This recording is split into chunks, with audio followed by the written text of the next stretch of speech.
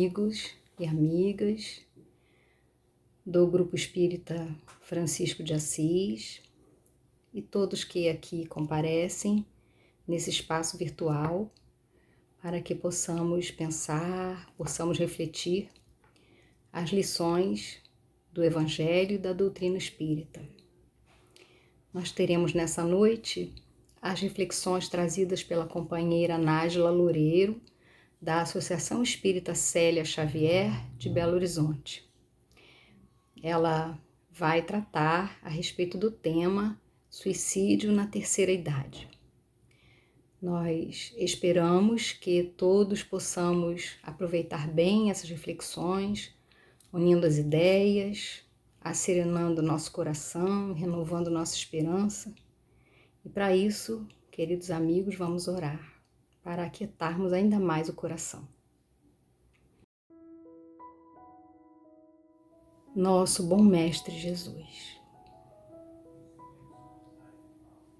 queremos agradecer por essa oportunidade, por todos os recursos que compõem a nossa vida e em unindo os nossos pensamentos em torno da mensagem. Queremos, sobretudo, Senhor, vibrar pelos que pensam em suicídio, pelos que se encontram sem esperança, sem bom ânimo, sem coragem, para os que sofrem qualquer dor,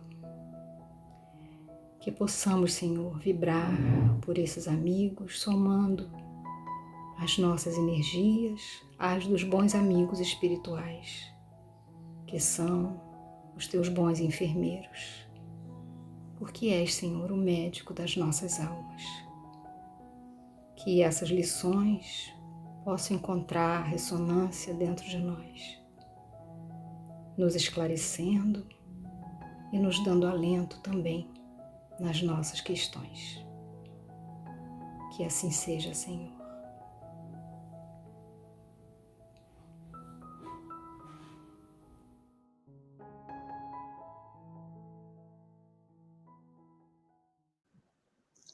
Boa noite a todos. Muito obrigada pelo convite, meus amigos, meus irmãos. Mais uma vez estamos aqui para falar de um tema muito importante. Dessa vez sobre o suicídio na terceira idade. Como vocês sabem, todo mês de setembro, vários órgãos, veículos de comunicação, organizações não governamentais, se mobilizam para sensibilização numa campanha de prevenção à tentativa ao suicídio, à automutilação e ao autoextermínio. Infelizmente, os números no Brasil ainda continuam estarrecedores e atingem em cheio dois grupos que estão na ponta, os nossos jovens e os nossos idosos. Hoje nós vamos falar um pouquinho quais são os fatores de risco, quais os fatores de proteção e que medidas podemos implementar nas nossas instituições espíritas para colaborar nessa campanha permanente em favor da vida. Afinal de contas, setembro é o ano inteiro e sofrimento mental não tem data marcada, não tem hora marcada.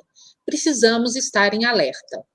Muitos irmãos me perguntam, eu aqui que sou tarefeira espírita há mais de 30 anos aqui na cidade de Belo Horizonte e venho trabalhando na prevenção ao suicídio desde o ano de 2003, por conta da minha profissão, da minha área profissional, como socióloga e antropóloga.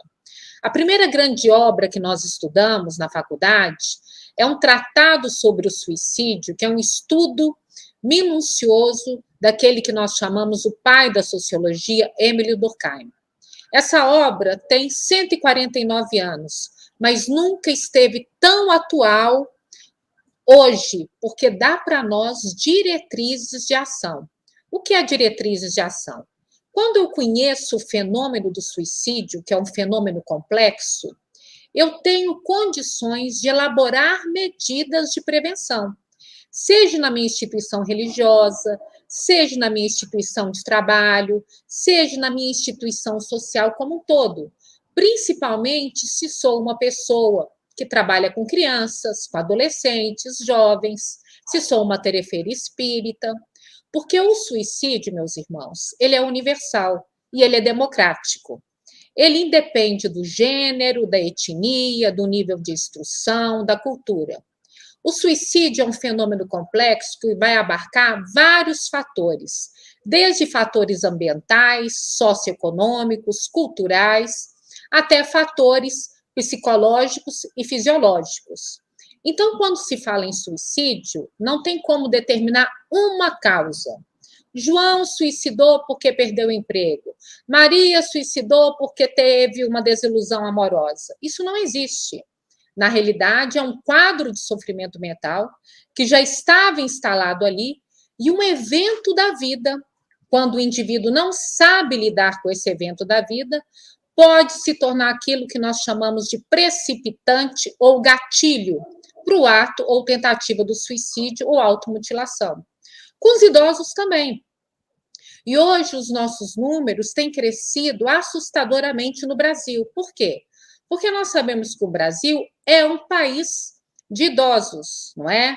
E eu tenho, inclusive, um dado aqui recente de uma pesquisa, inclusive na cidade do Rio de Janeiro, que mostra que em menos de 10 anos, na capital na capital do estado, a cidade do Rio de Janeiro, houve um aumento de 17% do número de suicídios entre idosos depois de 60 anos de idade. Esse número, essa porcentagem, muito maior do que a porcentagem de mortes por violência. Então, quer dizer que o suicídio matou mais do que atos de violência. E esse dado é um dado recente, nos últimos 10 anos. Então, prova que é uma situação que nós precisamos conhecer a fundo, entender para poder trabalhar. Porque a instituição espírita, ela se tornou para muitos independente de religião. Quantos e quantos irmãos procuram a nossa instituição que professam outras religiões e às vezes nem religião têm, são ateus, agnósticos, procuram a nossa instituição como último recurso de conforto, de consolo, de socorro. Quantos irmãos nesse distanciamento social nós atendemos? Irmãos evangélicos, irmãos católicos, irmãos ubandistas, irmãos do candomblé, mesmo irmãos ateus e agnósticos. Quantos dramas, quanto sofrimento. E mais ainda, a instituição ela tem que estar preparada para acolher e saber como abordar e como encaminhar um irmão com ideação suicida. E a nossa área de atendimento espiritual não está preparada para isso. Quando falamos em trabalho doutrinário, prática doutrinária dentro da instituição, foi-se o tempo de que apenas a boa vontade, o amor, o carinho, a dedicação bastava. Foi-se o tempo que apenas o comprometimento com a instituição bastava. Hoje nós estamos lidando com uma sociedade que traz desafios complexos, grandes, entre eles o suicídio. Como nós temos outros desafios, não é? A precocidade aí dos adolescentes no uso do álcool, de drogas, do sexo. Hoje nós temos aí a questão das dependências nas mídias e redes sociais.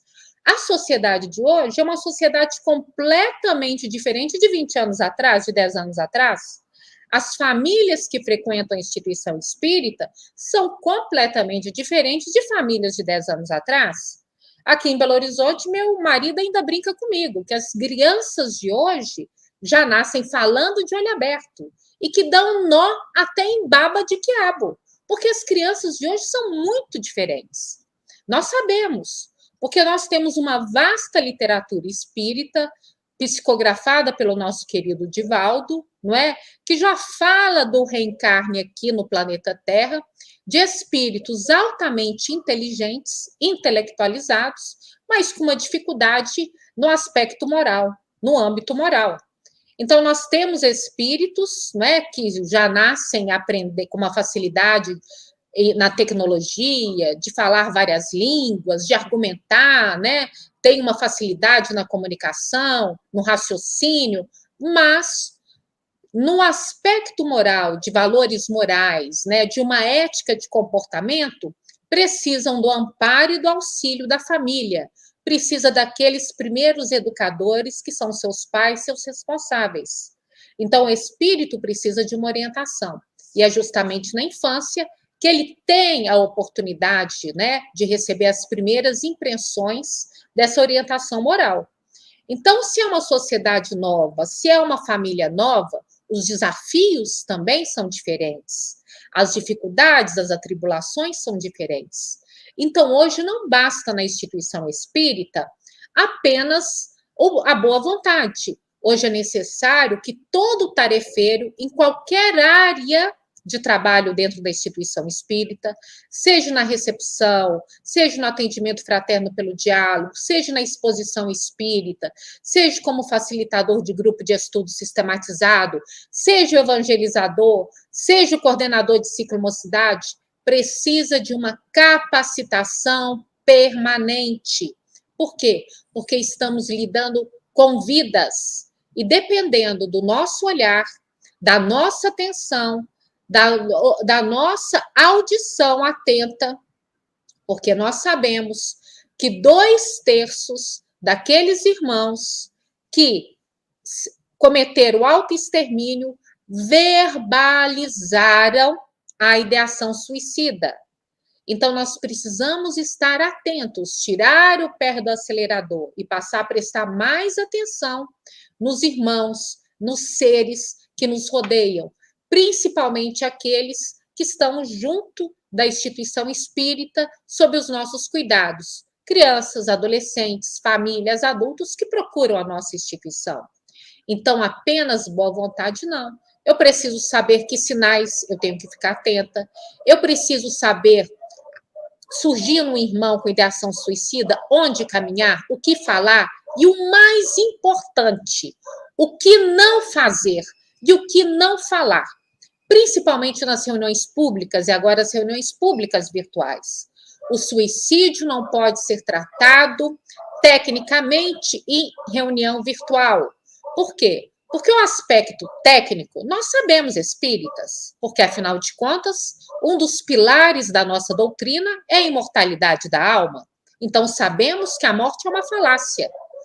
A nossa fala não pode ser a fala que está no livro dos Espíritos, não pode ser a fala que está no livro Memórias de um Suicida, não pode ser a fala que está nas obras de Divaldo, da nossa irmã Joana de Ângeles. Por quê? Porque são obras para nos orientar como trabalhar e para nos dar uma ideia do que acontece no plano espiritual.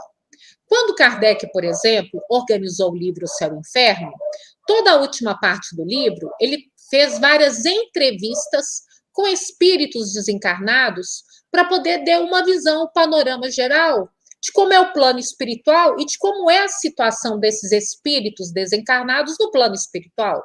Nós temos um grupo lá específico no livro, por exemplo, dos suicidas. E o próprio Kardec coloca na obra que cada caso é um caso. Não podemos generalizar e não podemos simplificar. Então, não cabe dentro da instituição ao público que busca conforto, socorro, consolo, uma orientação, uma fala, o espírito vai arder no fogo do umbral, porque espírito agora tem mania, né, de ficar trocando as coisas, não tem inferno, mas tem umbral, né? Então, atenção, a nossa fala não pode ser, é um espírito orgulhoso, um espírito inferior, um espírito de sentimento de culpa. Meus irmãos, nós estamos num planeta Terra, que é escola, hospital. Aqui o que tem é só espírito sofredor, é só espírito inferior e é só espírito doente. Aqui nós estamos caminhando no nosso processo de educação, de autoaprimoramento, de reforma íntima. Todos nós estamos no mesmo barco.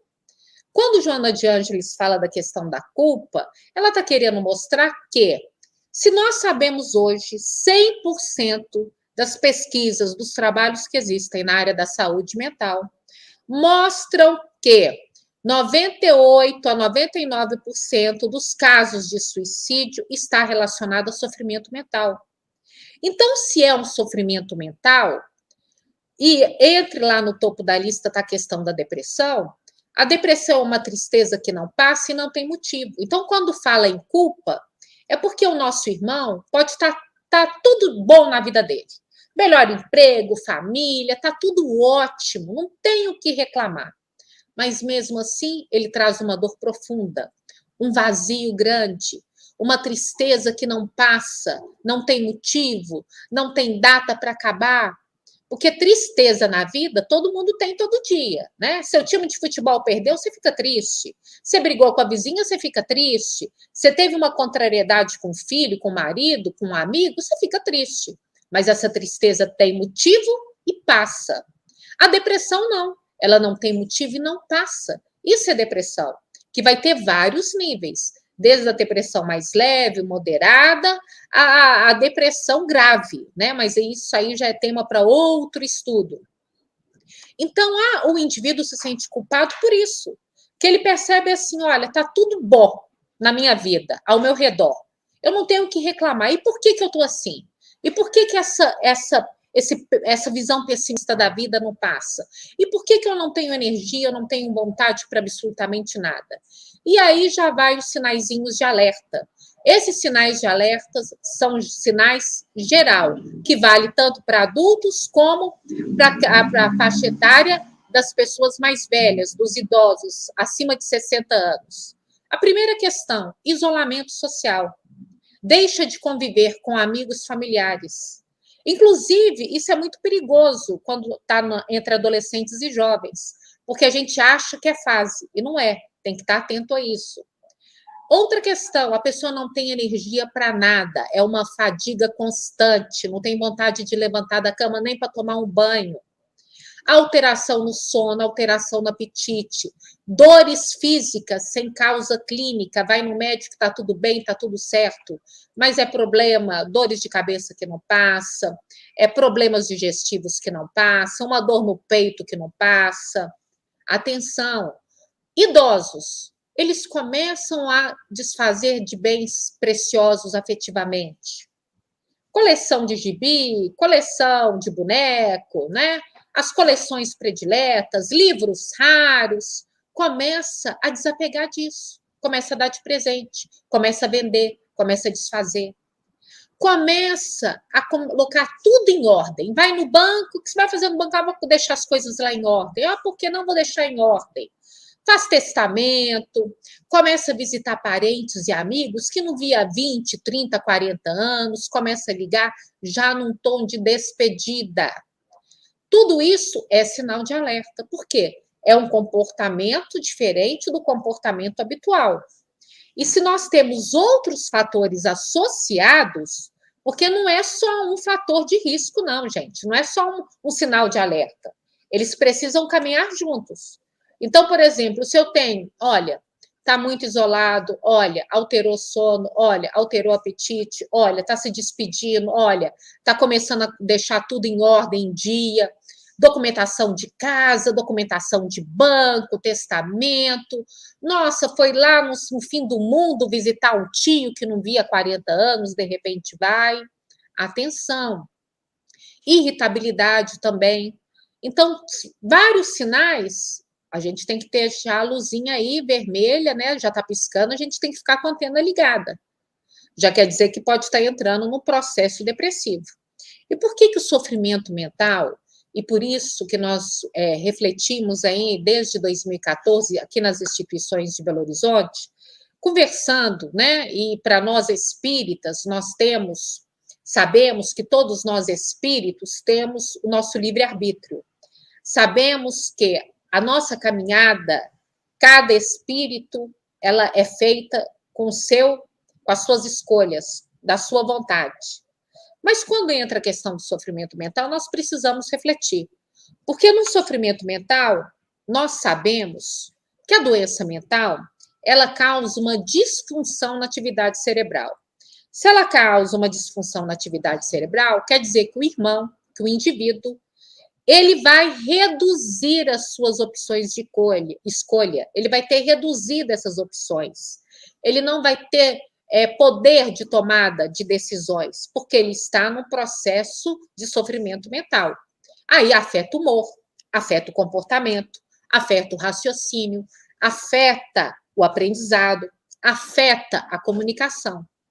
Por isso, nós refletimos. Então, o suicídio, o primeiro grande mito dele é de que o suicídio é um ato de escolha, livre-arbítrio do indivíduo.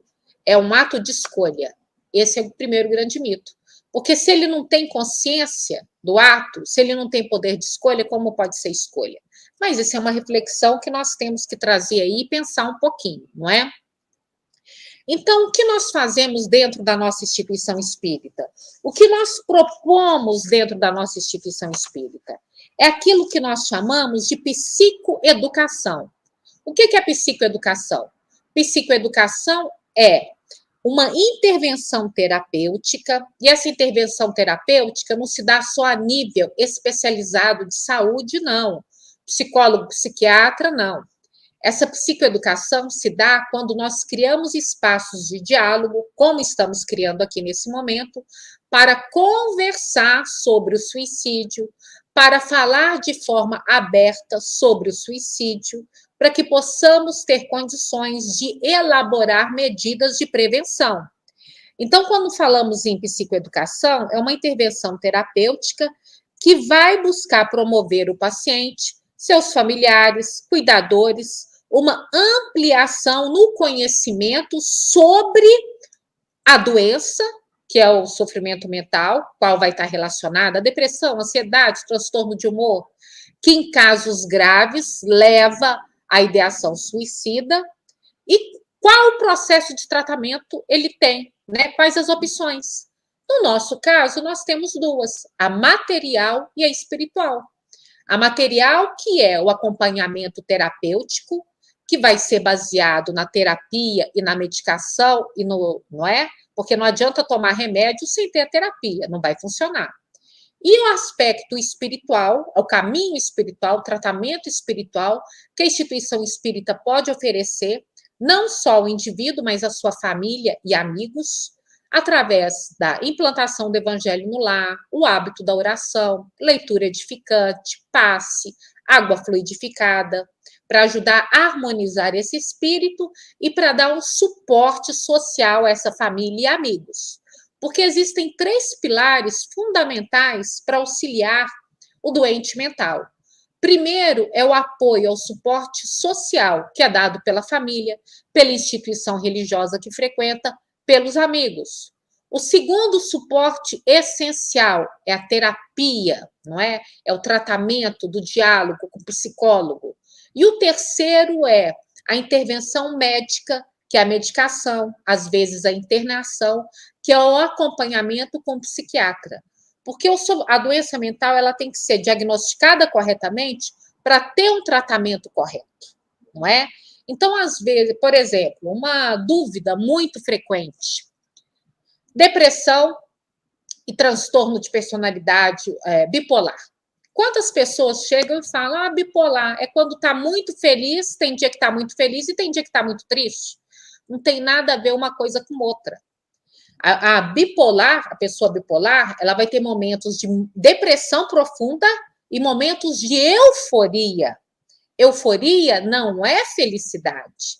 Euforia é a mente da pessoa funciona 24 horas por dia, de forma desordenada, super excitado. Ele não consegue nem dormir, às vezes tem 2 a 3 horas de sono. Ele não consegue ter um pensamento lógico, não consegue raciocinar. Então é euforia, não tem nada a ver com felicidade. Como não tem nada a ver com tristeza, porque tristeza todo mundo tem, é todo dia e toda hora. É uma depressão profunda, então já é um quadro de sofrimento. Então, se não é diagnosticado corretamente, se for diagnosticado como outra doença mental, ao invés de auxiliar esse indivíduo, prejudica. Então, nós precisamos, por exemplo, ter em mãos nas nossas instituições locais onde a pessoa pode buscar ajuda especializada.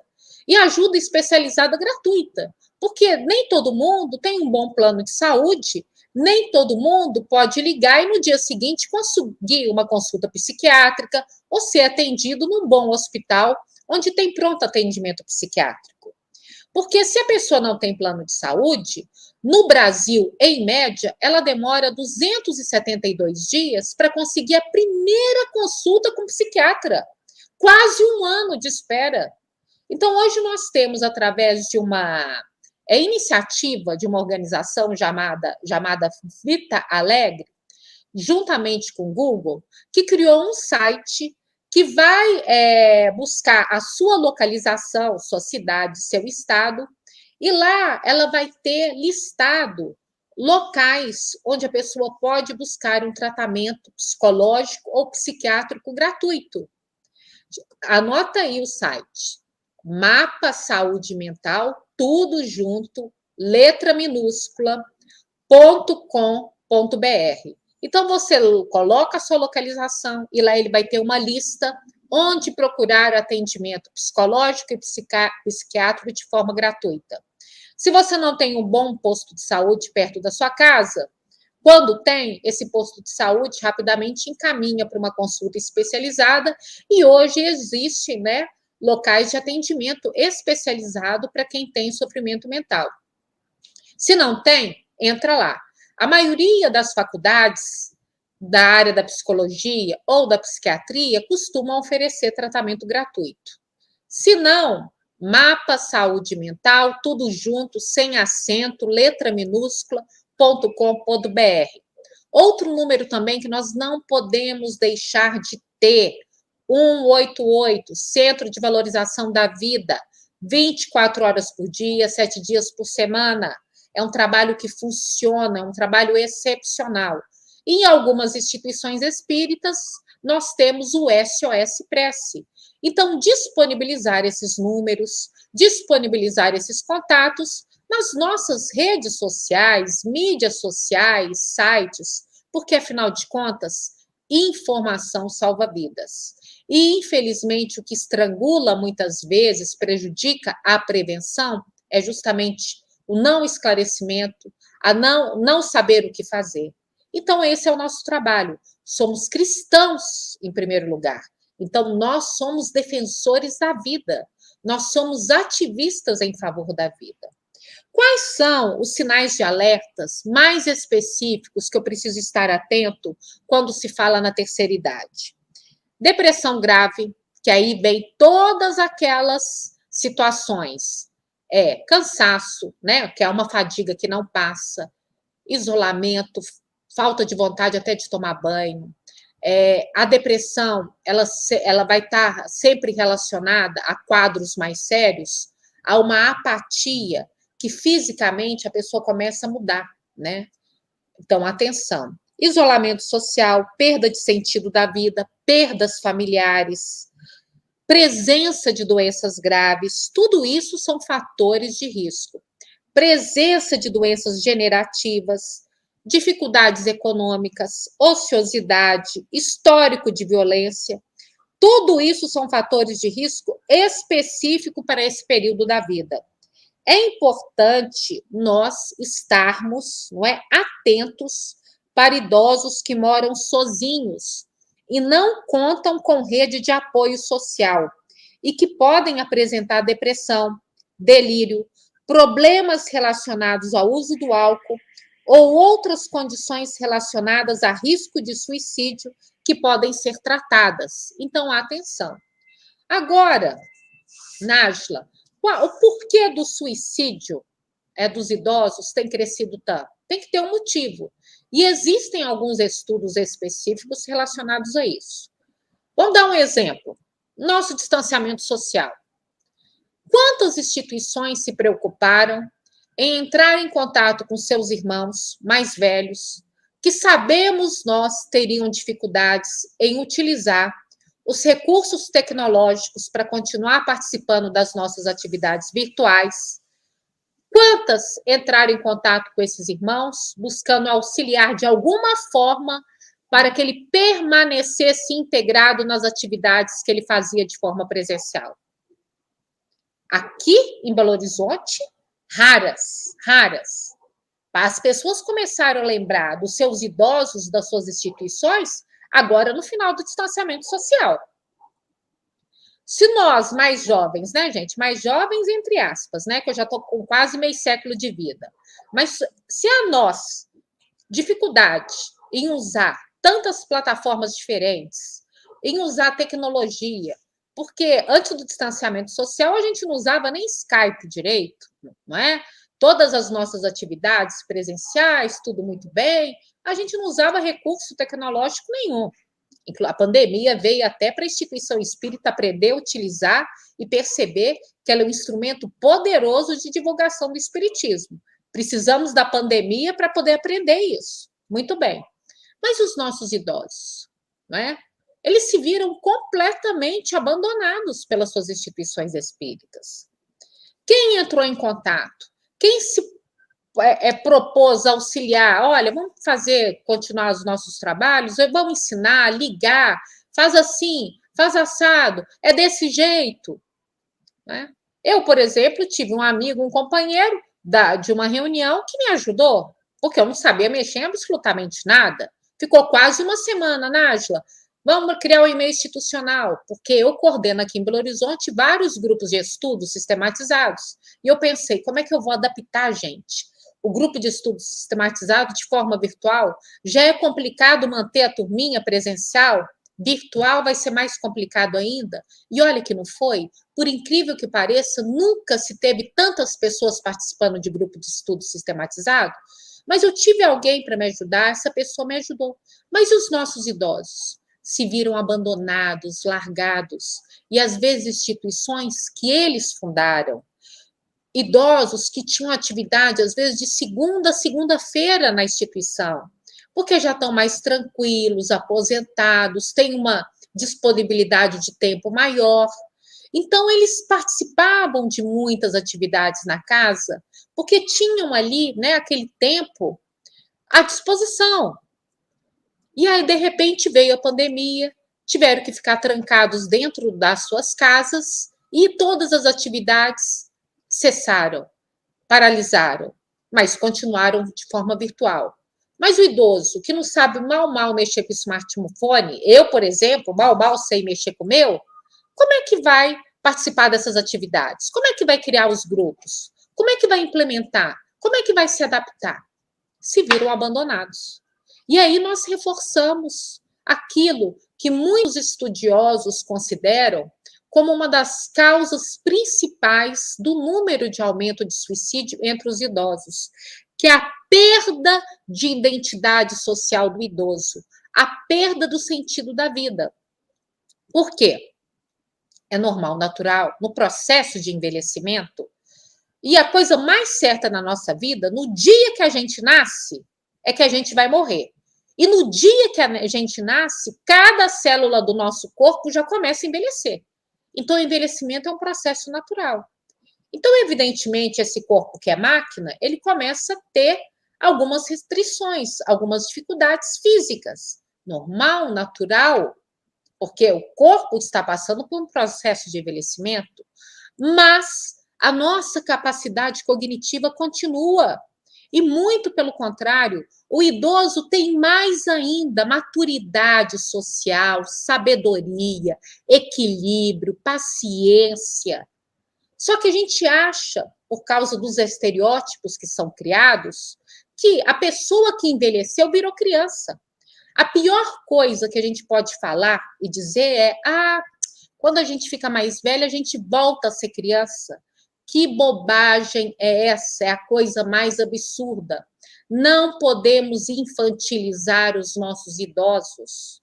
O que nós precisamos é usar e abusar de todo o conhecimento, de toda a experiência e de toda a sabedoria que eles trazem para nos auxiliar. Então, chega a pessoa no processo de envelhecimento, a pessoa vai ficando mais velha, ela começa a ser afastada pela família, pelos amigos, e às vezes dentro da própria instituição, de tomada de decisões, por exemplo, vai ter uma conversa familiar de um problema. Não chama o idoso, não. Não, ele é mais velho. Como se ele perdesse a capacidade cognitiva dele. Ele pode ter restrições físicas, pode ter até doenças incapacitantes, mas se a mente dele está saudável, Ele tem que participar, sim, das tomadas de decisões familiares, tem que participar das questões que ocorrem dentro da instituição espírita. Todo mundo está envelhecendo. E quem não está hoje, amanhã vai estar nessa fase da vida. É um processo natural do nosso corpo material. Mas a nossa capacidade cognitiva, ela está intacta. Mas as pessoas confundem isso. Então, o idoso, dentro do contexto social e dentro do contexto cultural, começa a ocorrer mudanças normais, evidentemente, aposentadoria, algumas dificuldades nos afazeres domésticos, né, nos afazeres cotidianos, por causa de limitações físicas. Tudo isso é normal e natural, mas acaba lhe causando o que nós chamamos de morte social, não é? Perda desse status social, que essa perda do status social começa a ocorrer primeiro quando ele se aposenta, então perde aquele trabalho, né? Se aposentou, então não tem aquela atividade mais que o trabalho confere a ele, e a sensação de ausência no lugar social, porque ele começa a perceber que ele está sendo afastado de festas, de decisões importantes, de reuniões familiares, de reuniões de amigos. Começa a ver por parte da família, amigos, e mesmo dentro de instituições espíritas, o ocultamento dos problemas, como se ele não tivesse condição de participar e tivesse condições de auxiliar nesse momento. Isso acaba fazendo com que ele tenha, né, seja isolado e acaba perdendo essa identidade social, esse status social que vai prejudicar o próprio sentido da vida dele. Então, nós precisamos entender que quando nós respeitamos o idoso, nós estamos respeitando o nosso futuro. Nada de infantilizar os nossos idosos, não é? Nós não podemos desconsiderar as opiniões deles, as escolhas deles. Nós não podemos retirar a autonomia, excluindo os nossos idosos das conversas e das discussões importantes. Isso não é só a nível familiar, não. Isso é a nível também dentro da instituição espírita. A capacidade cognitiva dele é a mesma. Não tem a ver com as restrições físicas que o envelhecimento normalmente nos traz, né? Porque isso é uma máquina. Com isso, quando fazemos isso, como ocorreu no distanciamento social, onde eles foram abandonados pelas instituições, né? A autoestima desse irmão, ela é severamente afetada, o que faz com que ele esteja vulnerável a quadros de sofrimento mental, a processos depressivos. Então, a infantilização acaba gerando conflitos, gerando traumas, conflitos com a própria família, porque ele começa a se irritar e tudo realmente vai ser um motivo para briga, porque ele quer manter o status dele ali e mostrar, não, eu posso estar incapacitado fisicamente, mas a minha capacidade mental é a mesma, não é? Há um apressamento no declínio com isso, até da própria questão psicológica. Acaba que vai regredindo o indivíduo, porque ele começa a se ver isolado. E vem o sofrimento mental e acaba ainda prejudicando mais ainda. E o pior, quantos são os idosos que começam a entrar nesse quadro de processo depressivo por causa dessa perda de sentido da vida, perda do status social, e param de tomar a medicação, param de seguir o tratamento médico. Aí há um agravamento ainda físico, já um agravamento psicológico. Então, nós precisamos estar atentos a isso. Quantas e quantas vezes eu tenho irmãos, né, amigos geriatras, que dizem, né, que eles precisam estar atentos, porque às vezes vai na consulta o idoso com o seu cuidador. O cuidador não deixa o idoso falar, não, como se o idoso fosse mudo, ignorante, o que sei lá o quê. Falou assim, não, o paciente aqui não é você, cuidador. O paciente aqui é ele. Eu quero ouvi-lo, para vocês perceberem que infelizmente, nós estamos numa cultura, pensamos de uma forma, né, tão pejorativa, que nós associamos a velhice com estereótipos pejorativos de que incapacidade, né? Precisamos estar atento a isso. Então, nada de infantilização dos idosos, porque vai trazer impactos físicos, sociais e psicológicos, e vai ser a porta de entrada para quadro depressivo. Nós precisamos entender, gente, que autonomia é diferente de independência. Autonomia, ele tem autonomia, não é? Ele vai ter a autonomia dele e tem a condição de tomar as decisões dele, porque mentalmente, cognitivamente, ele está muito bem, mesmo sendo dependente fisicamente. Então, autonomia é diferente de independência. Ele continua tendo a autonomia dele de pensar, de decidir, mesmo que ele esteja dependente fisicamente, mesmo que ele perca a independência das atividades do dia a dia, do cotidiano, atividades que ele realizava, como cuidar dos afazeres domésticos, como sair para fazer uma compra, às vezes praticava uma atividade física, mas vem um problema no corpo e acaba limitando. Então, ele perde a independência, mas ele não perde a autonomia dele. Então, nós precisamos, né? É possível ser afetuoso, ser cuidadoso com o idoso, mas sem descaracterizar a identidade dele e a personalidade dele, respeitando-o, não é? Então, nós precisamos, junto dos nossos idosos, familiares, amigos, companheiros de tarefa dentro da instituição espírita, passar por adaptação, por mudanças na rotina das atividades doutrinárias, dentro das próprias limitações, tanto cognitivas e motoras, que ocorrem naturalmente. Então, a instituição espírita tem que pensar, bem, se o meu público está crescendo, não só de tarefeiros, mas de frequentadores, de pessoas mais idosas, mais velhas, primeira questão, a casa tem que ser acessível, né? Ter rampa, ter uma porta mais larga para passar uma cadeira de roda, se necessário. Tudo isso tem que ser pensado. Um bebedouro mais baixo, aí chega lá, só tem um bebedouro alto, a pessoa não consegue nem beber água, porque está numa cadeira de rodas ou tem dificuldade, né, de ficar apertando aquele botãozinho e ainda segurar com a outra mão. Se está andando de bengala, como é que vai fazer esse malabarismo? Então, nós precisamos até tornar a nossa casa, a nosso centro espírita, fisicamente adequado a receber esses irmãos.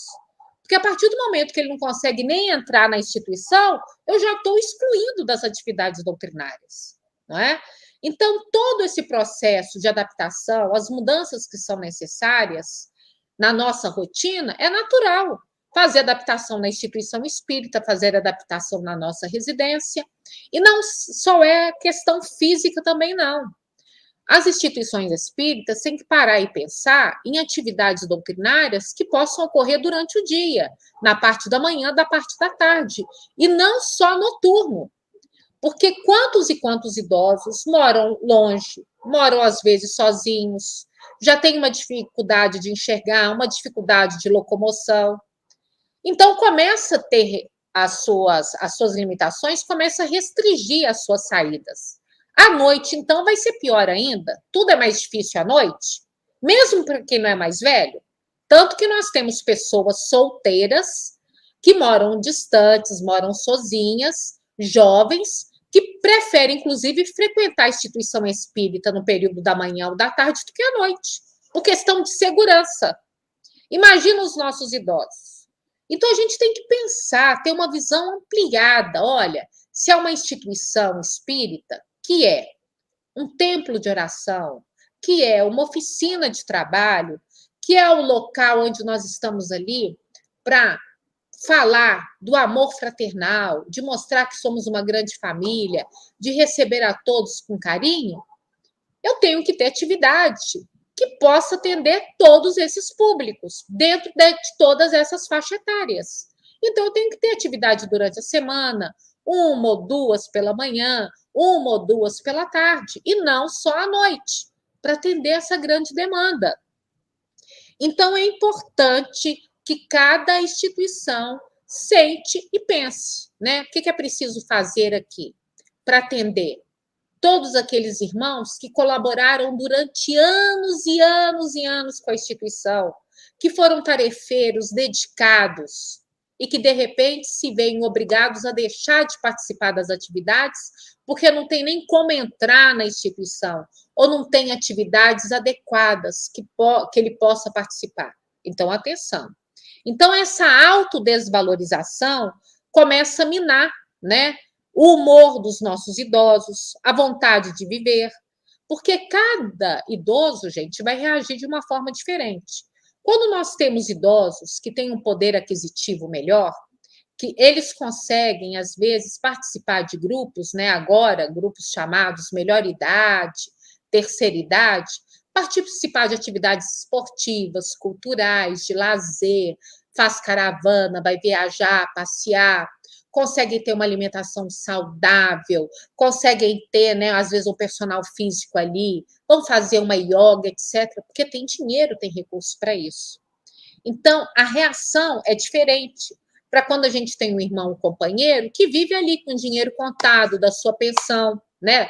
Que vive ali, né, com muitas restrições por causa da questão financeira, então não tem uma alimentação adequada, não tem um lazer. Tudo isso acaba minando a saúde mental do irmão, porque ele começa a se sentir desvalorizado, ele começa a ter uma irritabilidade grande, ele começa a perder o sentido da vida. Então, começa a desencadear no íntimo dele estados de tristeza e de melancolia. E isso acaba agravando, apressando, por exemplo, a perda cognitiva e surgindo outras doenças, né? Como o Alzheimer, por exemplo. Há uma senilidade, que há uma baixa imunidade e acaba surgindo, inclusive, doenças físicas no sistema mental e imunológico, por quê? Não tem alimentação adequada, não consegue praticar um esporte, não tem aquilo que a gente chama de saúde mental que o lazer proporciona, porque tudo dele é muito limitado, se restringe muito pela questão financeira. Então, o ambiente socioeconômico, com certeza, influi. O que a instituição espírita pode fazer nesse sentido para auxiliar? Por que nós pensamos apenas em curso de gestante? Por que nós pensamos apenas em atender a gestante? E por que não pensar também em atender os nossos idosos que frequentam a nossa instituição, dando possibilidade de uma alimentação mais adequada, criando grupos de confraternização, trazendo lazer? Nájila, casa espírita não é lugar para isso, não. Onde é que disse isso? Quem disse isso? Tudo que vai propiciar saúde mental, saúde física e, evidentemente, espírito equilibrado, faz parte, sim, de tarefa doutrinária dentro da instituição. Porque qual que é o maior objetivo nosso? Promover o espírito, auxiliar o espírito. A própria definição de saúde de Emmanuel, que está lá no capítulo 5 do livro Consolador, Psicografia do Chico Xavier, Emmanuel coloca saúde, perfeita harmonia da alma. Então, se a alma está equilibrada, se a alma está em harmonia, o corpo vai manifestar, né? Fisicamente vai manifestar, mentalmente vai manifestar. Então, por que não criar espaços onde a gente possa auxiliar os nossos idosos, percebendo que aquele grupo que frequenta a nossa instituição tem um grande número de idosos. Então, vamos, às vezes, chamar um amigo geriatra, ou um amigo terapeuta, ou algum amigo que tenha experiência. Ela falou assim, olha, vamos fazer uma tarde aqui de jogos para estimular o funcionamento cerebral? Vamos propor um passeio? Vamos passear numa praça, num parque? Vamos fazer um chá da tarde? Vamos fazer uma confraternização? Tudo isso para favorecer, promover o indivíduo, promover o espírito, percebendo que eu tenho um grande público de idosos, ou tarefeiros ou frequentadores. A instituição espírita, ela existe, não é só para estudar de forma maçante, cansativa, chata, não, gente. A, a instituição espírita é a nossa casa, é o nosso lar. Nós temos que nos adaptar, sermos uma família de fato, com várias atividades. Atividades de estudo, sim, atividades de trabalho, atividades, sim, de confraternização, para nos unir, nos conhecermos e nos auxiliar. Que esse suporte social é importante, não só para o idoso, mas para todos nós, não é? Isso é muito importante. Então, o que nós podemos, a melhor forma de prevenir o suicídio entre idosos é prevenir a morte social, não é? É não deixar que o idoso se isole e não infantilizar esse idoso. Entender que a autonomia ele tem e ele pode contribuir muito com toda a sabedoria, com toda a maturidade, com toda a experiência que ele tem. Porque a autonomia é diferente de independência. Se ele estar dependente fisicamente, não consegue mais realizar tarefas simples do dia a dia, isso não quer dizer que afetou o campo cognitivo dele. Então, atenção, não é? E aí existe um tema complexo que alguns estudiosos trazem, que é a própria questão dos conceitos.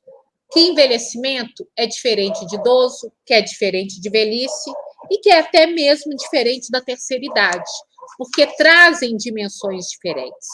Então, vamos entender o que é o envelhecimento. É um processo natural da vida. Todos nós estamos passando no primeiro segundo que a gente nasceu. Você reencarnou aqui, no primeiro segundo, as células do seu corpo já entraram no processo de envelhecimento. Então, é um processo natural que vai trazer, sim, alterações no nosso organismo, porque isso é uma máquina. Então, nós envelhecemos desde o momento que nós nascemos. Tanto que nós precisamos de fazer manutenção. Igual a gente faz manutenção, revisão em automóvel, temos que fazer no nosso corpo, temos que fazer na nossa mente. Processo natural. Idoso. Nós podemos entender que o idoso vai ser todo e qualquer indivíduo acima de 60 anos. Esse conceito foi criado, né, na França em 1962. Então, é idoso todo aquele que passou de 60 anos. Agora, tem muita gente aí, né, gente? Idosa, porque tem mais de 60 anos, mas, ó, muito mais esperto, muito mais energia, muito mais no pique de bem da vida aí do que muita gentezinha de 30 anos. Hoje, isso aí não, né, não diz nada. Até porque nós temos estudos mostrando que até 2025, a nossa faixa etária, né, a nossa estimativa de vida brasileiros é mais de 74 anos, né? Então, assim, a busca por um estilo de vida mais saudável, a consciência que temos agora de cuidar do corpo desde cedo, de manutenção, de várias campanhas que existem aí nos veículos de comunicação, tem feito com que nós envelhecemos de forma mais saudável. Então, tem muita gente aí de 60 anos, mas com vontade, com pique, com tudo de 30. Então, o idoso é o sujeito, é o indivíduo que passa pelo processo do envelhecimento. Todos nós vamos chegar lá, nós já estamos chegando. Velhice é considerado o último ciclo da vida, né? Independente das condições de saúde, dos hábitos da vida e das questões culturais. Então, todos nós vamos estar nessa fase da vida da velhice, vai ser a nossa última fase, a última fase do espírito. Independente da minha saúde física, da minha saúde mental, das minhas condições econômicas, culturais, tudo isso. E o que é a terceira idade?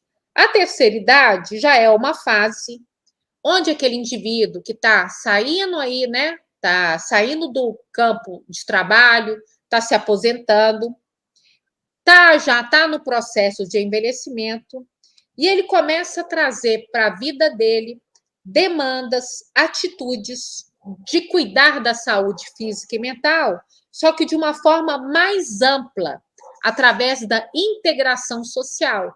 Então, é aquele indivíduo que começa a fazer parte de grupos sociais, né, ou terceira idade, viagem, passeio, jogos, etc. Né? Então, são vários conceitos diferentes, cada um quer dizer alguma coisa. Então, o idoso é uma categoria social. O idoso, sendo como sujeito, ele tem uma história. Então, ele não desaparece. Só que quantos idosos estão se tornando invisíveis? Foi o que aconteceu no distanciamento social dentro das instituições espíritas. Os idosos se tornaram invisíveis. Não foram chamados a trabalhar em conjunto nas atividades virtuais, pela dificuldade em utilizar a tecnologia. Então, é isso que nós precisamos ter em mente. Idoso não quer dizer que ele vai desaparecer do contexto social. Idoso não quer dizer que o sujeito não existe. Ele é uma categoria social, ele é um sujeito que tem autonomia, apesar das dependência física, mas tem autonomia. Ele não pode ser visto à margem da sociedade. Quando nós infantilizamos, quando nós não respeitamos, quando o afastamos aí de decisões importantes, não é? Muito bem. Então, vamos aí. Nájila, então, o que eu posso fazer, né? Bem, então, se nós vamos considerar esses 3 grandes grupos, então nós vimos que o envelhecimento é um processo. Então, todo mundo está nele, desde que nasce. Entendemos que velhice é uma etapa da vida. Todo mundo vai passar por ela. E que o idoso é o resultado desse processo, não é? E o idoso vai entrar nessa etapa da vida. É quando nós estamos nessa etapa da vida da velhice. Então, se nós já temos consciência disso, eu preciso tratar o outro com muito respeito, como eu gostaria de ser tratada quando chegar na minha fase da vida, quando eu me tornar idosa. Por quê?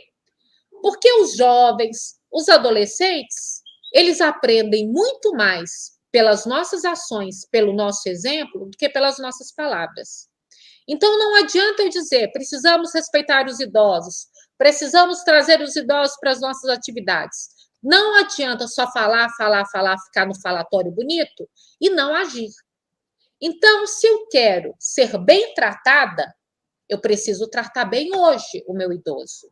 Se eu quero ser bem acolhida, entendida, respeitada, eu tenho que respeitar e tratar bem o idoso hoje. Porque vai ser a minha ação que eu vou dar o exemplo para os mais jovens. Porque isso é um processo que vai se repetindo, não é? Então, nós podemos perceber que toda a construção desses conceitos vai acabar sendo envolta em preconceitos e nós não podemos deixar isso acontecer. Estereótipos, mitos, de que o idoso não sabe nada, de que o idoso não tem autonomia, de que o idoso se tornou criança, a ponto de ir numa consulta médica e só o cuidador falar e não deixar o idoso falar, como se ali não tivesse um indivíduo autônomo, lógico que tem. Então, isso acaba depreciando o fenômeno do envelhecimento e acaba trazendo sofrimento e desconforto para essa geração. E isso é que muitos especialistas estão considerando aí como uma das causas do grande número de suicídio entre os idosos. Então, é importante entender que essa fase da vida é única, é importante e que traz modificações psicopessoais e que devem ser respeitadas, porque todos nós vamos passar impreterivelmente pelas mesmas mudanças, pelo mesmo processo. Essa etapa ela não pode ser vista como negativa, pois os idosos ainda têm muito a nos ensinar e a contribuir. Então, precisamos criar, dentro das nossas instituições, um ambiente de prevenção, acolhendo, respeitando, fazendo com que esse idoso não deixe de integrar as atividades, mesmo quando surgir as limitações físicas. Então, a acessibilidade é importante. Pensar desde o banheiro, desde o bebedouro, das cadeiras, da largura das portas, dos degraus, de rampas, do acesso a uma biblioteca, do acesso a uma cabine de passe ou de atendimento fraterno. Atenção, né? Nájila, mas a instituição espírita não tem dinheiro para fazer tanta reforma. Gente, tem muita dica aí em site na internet com adaptações fáceis. né? Nós temos, por exemplo, adaptações aí de rampas feitas de madeira, não precisa sair quebrando tudo.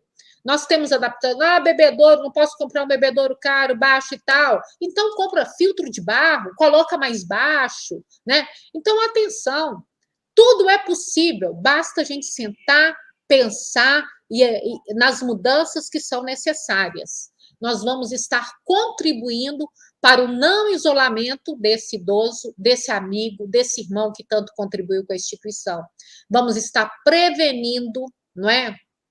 Um processo depressivo que pode agravar e pode entrar no processo de ideação suicida. Atenção! Então, diante dos avanços aí dos estudos, né, da psicologia do envelhecimento, nós sabemos que a busca de uma velhice bem-sucedida, aliada à experiência da vida que os idosos possuem e os fatores da personalidade dele, que eles podem acabar desenvolvendo mecanismos para poder continuar contribuindo na sociedade, na comunidade, no grupo que vive.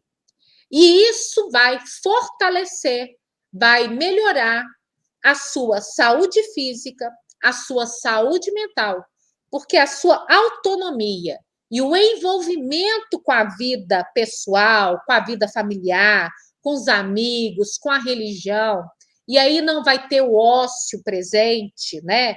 E aí ele vai ter um tempo livre, inclusive para investir nessas relações interpessoais. Tudo isso são fatores de proteção para quadros depressíveis. Ele vai sair do plano de vulnerabilidade, vai sair do seu estado de vulnerabilidade e vai estar protegido, amparado. Então, é o investimento nas relações sociais desse idoso, social, religioso, familiar, onde ele vai colocar em prática toda a sabedoria, toda a experiência, toda a maturidade que ele tem. Não vai se instalar o ócio, ele não vai perder o seu status social, ele não vai morrer socialmente, não é? Isso é uma das primeiras medidas de prevenção que nós podemos, inclusive, implementar dentro das nossas instituições espíritas, atividades doutrinárias para que esse idoso, esse irmão, continue integrado nas atividades. Então é isso, meus irmãos. É um tema complexo, né? Nós temos um tempo curto para falar, mas eu me coloco à disposição, nós podemos depois aprofundar outras questões, mas aproveitando aí a visibilidade do Setembro Amarelo, onde se fala tanto em vida, né? Onde se fala tanto em saúde mental, é importante entender que setembro é o ano inteiro, que precisamos nos mobilizar, nos sensibilizar que o sofrimento mental existe, que o sofrimento mental não é uma escolha, é uma doença, é uma emergência médica, e que nós, tarefeiros da instituição espírita, precisamos estar preparados para reconhecer esses sinais de alerta e para poder trabalhar juntos, em conjunto, na prevenção que deve ser permanente, atendendo todas as faixas etárias que procuram a nossa instituição. Crianças, adolescentes, jovens e os nossos idosos, já que o número de suicídio entre idosos aqui no nosso país tem crescido tanto. É uma responsabilidade nossa, porque o suicídio é um fenômeno social. O suicídio não é uma escolha individual. O indivíduo não quer se matar. Ele quer matar a dor. Ele quer tirar essa dor do peito. Ele não quer tirar a própria vida. Então, como espíritas, como cristãos, nós temos uma responsabilidade moral, um compromisso moral. Afinal de contas, somos nós, como diz Jesus, lá em Mateus, no capítulo 5, que é uma das passagens mais lindas que tem, logo depois do Sermão da Montanha, Jesus dizendo aos seus discípulos: vós sois o sal da terra, vós sois a luz do mundo. E é isso que nós somos, o tempero na vida das pessoas, porque o sal, quando ele é colocado no alimento, ele ressalta o sabor, ele ressalta inclusive os outros temperos. Nós colocamos sal até no doce. Quem é cozinheiro aqui sabe que uma pitadinha do sol vai ressaltar o sabor. Então somos o sal. Precisamos dar sabor à vida das pessoas, trazer vida para a vida das pessoas. E a luz do mundo, sim. Porque, afinal de contas, todo espírita é um ativista em favor da vida.